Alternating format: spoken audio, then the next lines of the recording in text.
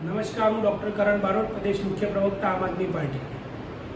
માનનીય કરશનદાસ બાપુ ભાદરકા સાથે જેવી મારી ચર્ચા થઈ એ પ્રમાણે થોડા સમય પહેલાં જ્યારે માનનીય કરશનદાસ બાપુ ભાદરકાને મેજર હાર્ટ એટેક આવેલો હતો ત્યારે અર્જન્ટમાં એમની બાયપાસ સર્જરી કરાવવી પડી હતી અને ડૉક્ટરે એમને બેડ રેસ્ટ કરવાની સલાહ આપી હતી, એમને આરામ કરવાની સલાહ આપી હતી અને પરિશ્રમ ના કરવાની સલાહ આપી હતી.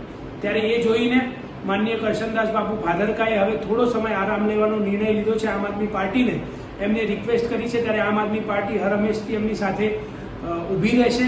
આમ આદમી પાર્ટી એમના પડખે ઊભી છે. આમ આદમી પાર્ટીના સંનિષ્ઠ કાર્યકર્તા છે. આમ આદમી પાર્ટી માટે દિવસ રાત જોયા વગર એમને કામ કર્યું છે. ત્યારે આજે જ્યારે એમને હેલ્થ ઇસ્યુ થયા છે ત્યારે આમ આદમી પાર્ટી એમની સાથે ખડે પગે ઊભી રહેશે અને આમ આદમી પાર્ટી વતી, સમગ્ર આમ આદમી પાર્ટી વતી આમ આદમી પાર્ટીના નેતા એવા માનનીય કરશનદાસ બાપુ ભાદરકાને એમના સારા સ્વાસ્થ્ય માટે અમે શુભેચ્છા પાઠવીએ છીએ. ધન્યવાદ. નમસ્કાર, હું ડૉક્ટર કરણ બારોટ, પ્રદેશ મુખ્ય પ્રવક્તા આમ આદમી પાર્ટી.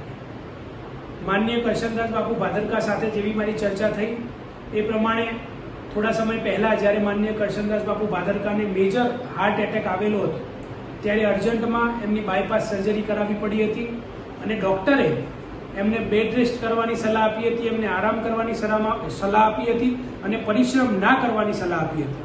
ત્યારે એ જોઈને માનનીય કરશનદાસ બાપુ ભાદરકાએ હવે થોડો સમય આરામ લેવાનો નિર્ણય લીધો છે. આમ આદમી પાર્ટીને એમને રિક્વેસ્ટ કરી છે ત્યારે આમ આદમી પાર્ટી હર હંમેશથી એમની સાથે ઊભી રહેશે.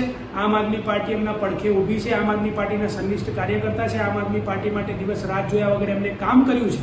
ત્યારે આજે જ્યારે એમને હેલ્થ ઇસ્યુ થયા છે ત્યારે આમ આદમી પાર્ટી એમની સાથે ખડે પગે ઊભી રહેશે અને આમ આદમી પાર્ટી વતી, સમગ્ર આમ આદમી પાર્ટી વતી આમ આદમી પાર્ટીના નેતા એવા માનનીય કરશનદાસ બાપુ ભાદરકાને એમના સારા સ્વાસ્થ્ય માટે અમે શુભેચ્છા પાઠવીએ છીએ. ધન્યવાદ.